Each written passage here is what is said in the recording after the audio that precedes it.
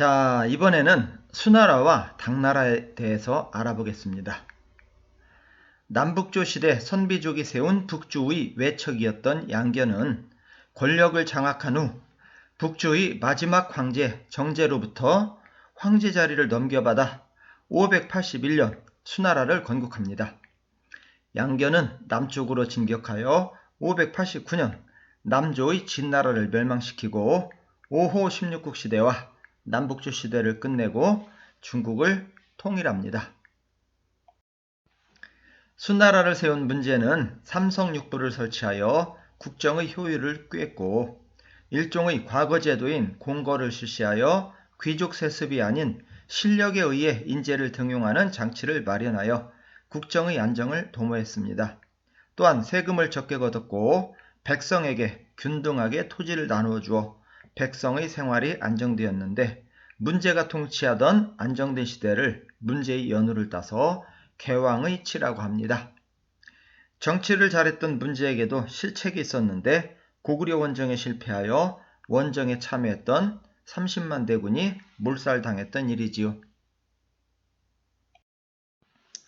문제의 차남이며 남조의 진나라를 멸망시키는 데 큰 공을 세운 양광이 2대 황제 양제가 되는데 양제는 만리장성을 새로 쌓게 하고 북경에서 항주까지 이르는 대운하를 건설했으며 수도 장안 대신 낙양에 새로운 궁궐을 짓는 등 대규모 토목공사를 일으켰습니다.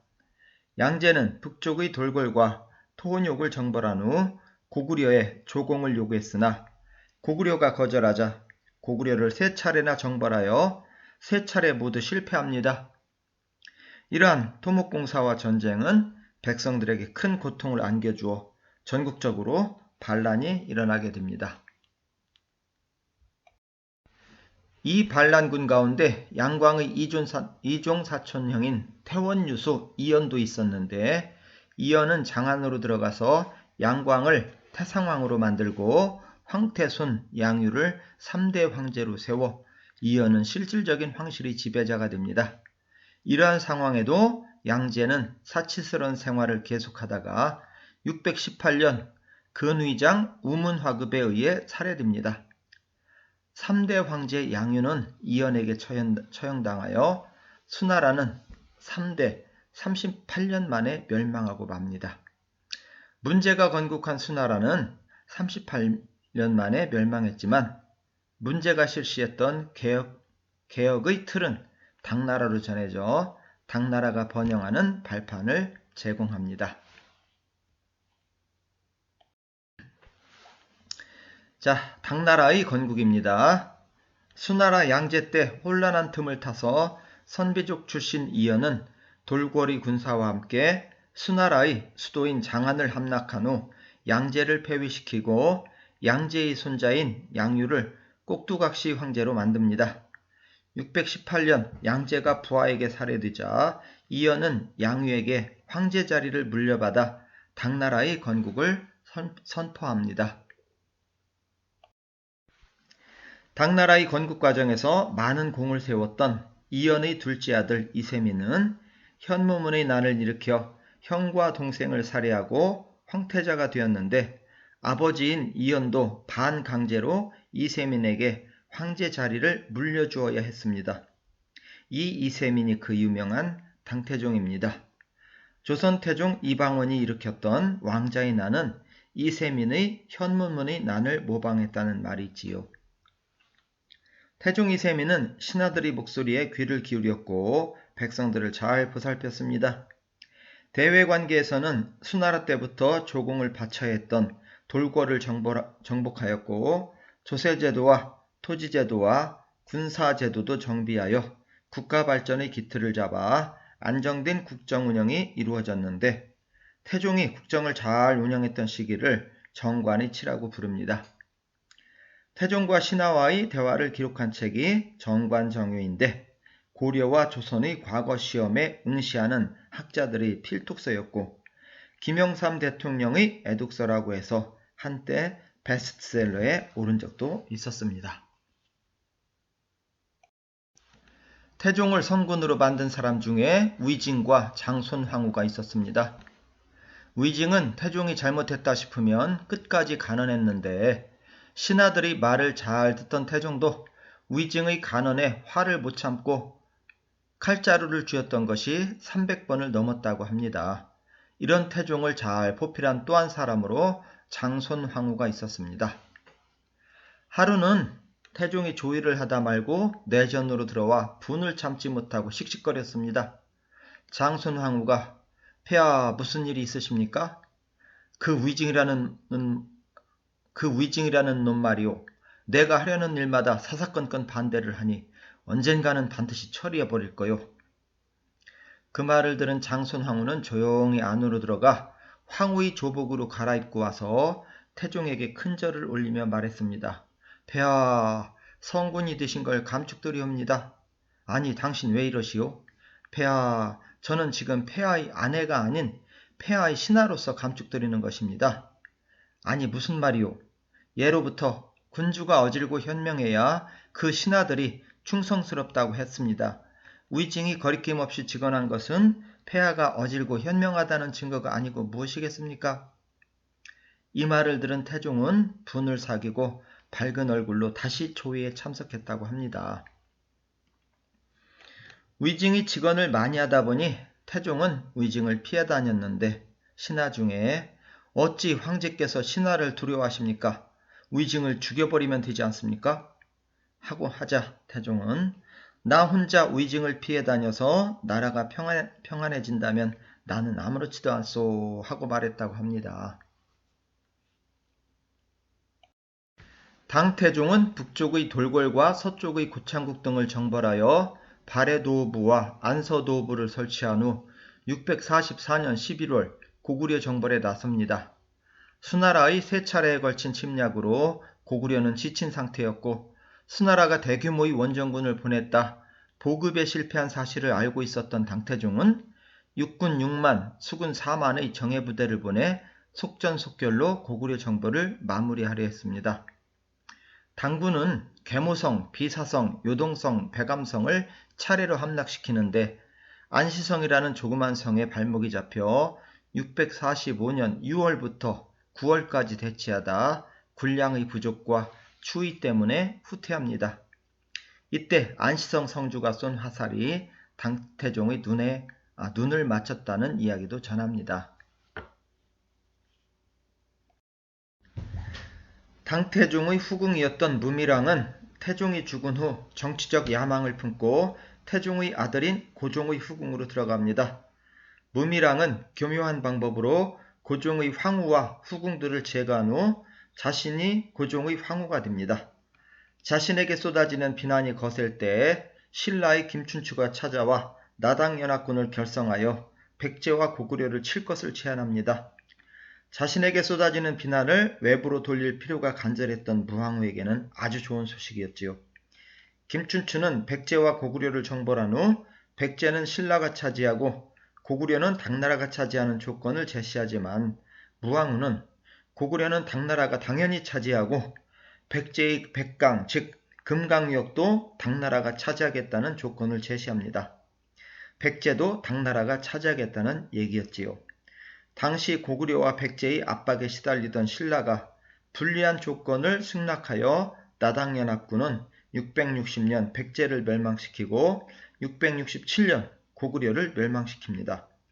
당나라는 백제 땅에 웅진도독부를 설치하고 고구려 땅에는 안동도부를 설치하지만 웅진도독부는 신라가 몰아내고 안동도독부에는 발해가 건국됩니다.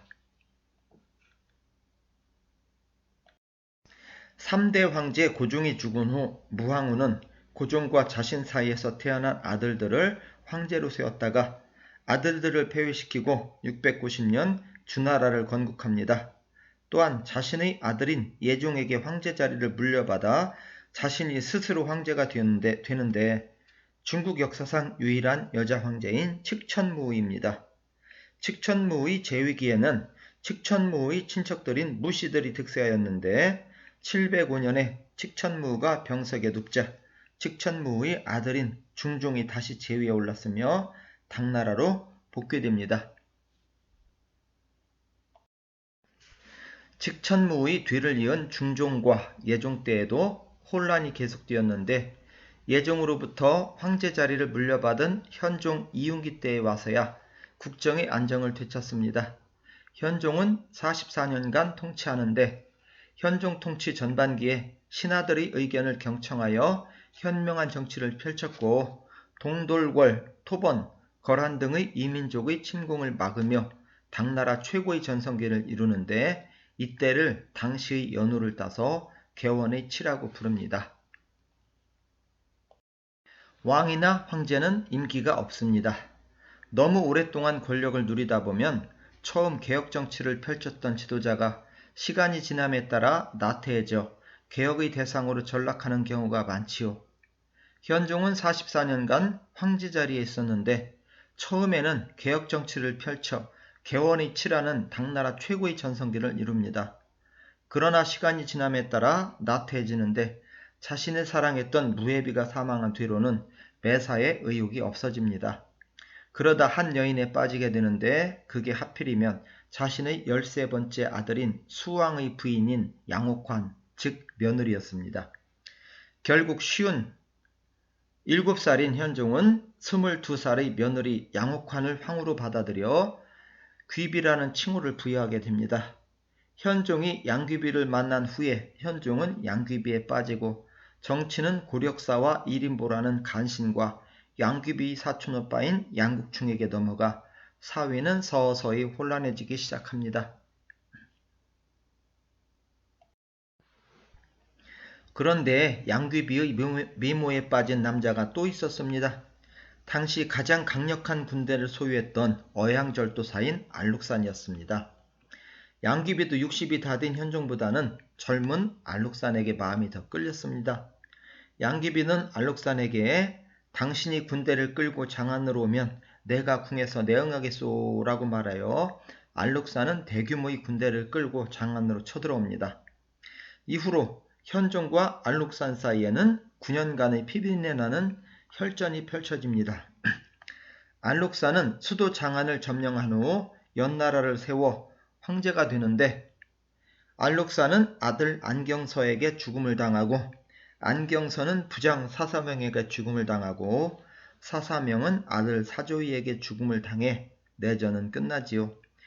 이 내전으로 당나라 인구의 70%가 줄고 전 국토가 황폐해집니다. 양귀비는 내전 중에 37살의 나이에 죽고 현종은 내전이 끝난 뒤 황제 자리를 아들 숙종에게 물려주고 죽은 양귀비만을 그리워하다 생을 마감하지요. 알록산과 사사명이 난 이후 중앙정부의 힘이 빠지자 지방의 절도사들이 막강한 군권을 바탕으로 점차 권력을 누리기 시작하고 9세기 후반경 당나라 주정은 국가를 통치할 능력을 잃어버리게 됩니다. 그러던 중 11대 황제인 헌종이 즉위하면서 개혁정치를 펼치고 절도사들을 평정하며 안사이 난 이후 쇠퇴하던 당은 일시적으로 중흥기를 맞이하게 되는데 이것을 역사에서는 원화중흥이라고 부릅니다.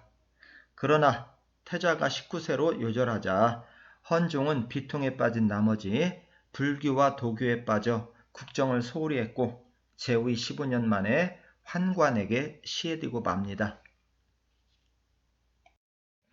헌종의 뒤를 이은 황제들이 향락에 빠져 국정을 제대로 돌보지 않는 사이에 환관이 권력을 잡고 관리들은 당파 싸움에 몰두하였습니다.